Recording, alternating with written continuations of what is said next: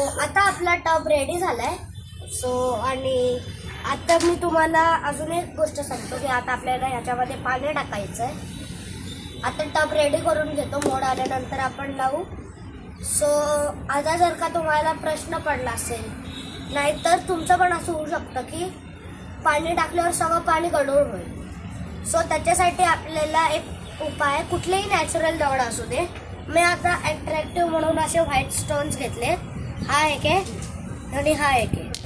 असे हे जे दोन व्हाईट स्टोन्स आहेत हे इथे असे ठेवायचे, नाही तर कुठलेही स्टोन्स चालते. त्याच्याने ना आपलं पाणी क्लिअर राहतं. आता हे सगळे स्टोन्स इथे आहेत ते अरेंज करतो. अट्रॅक्टिव्ह स्टोन्स नसले तरी चालेल, फक्त पाणी क्लिअर दिसण्यासाठी पाहिजे. आणि जेव्हा आपलं प्रॉपर झाड मोठं होईल आणि जेव्हा तुम्हाला पाणी चेंज करायचं असलं तर तुम्ही असं वरून डायरेक्ट होतो नका, एकदम असं हळूहळू टाका, कारण त्याच्याने मग माती परत गढूळ होईल.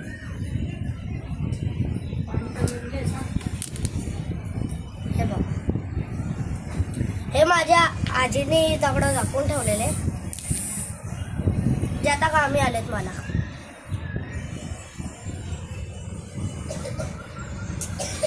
हे बघ,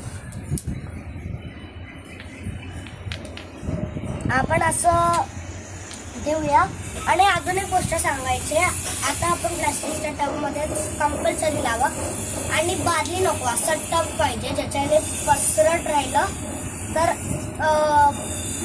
हे आपल्या कमळाची जी मुळं असतात, रूट्स असतात, ते पसरले पाहिजे म्हणून.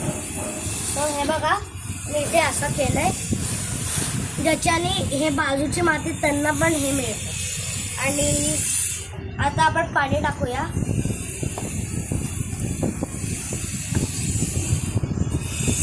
एकदम स्लोली टाकते.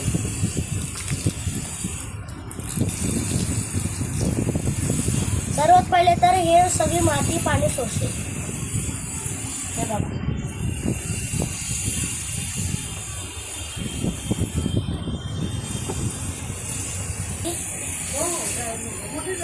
आता हे पाणी मी टाकलंय. आणि तुम्हाला वाटत असेल की मी बोललो पाणी सगळं, तू बोलला की मस्त दिसेल दगड टाकल्यावर आणि दिसत का नाही.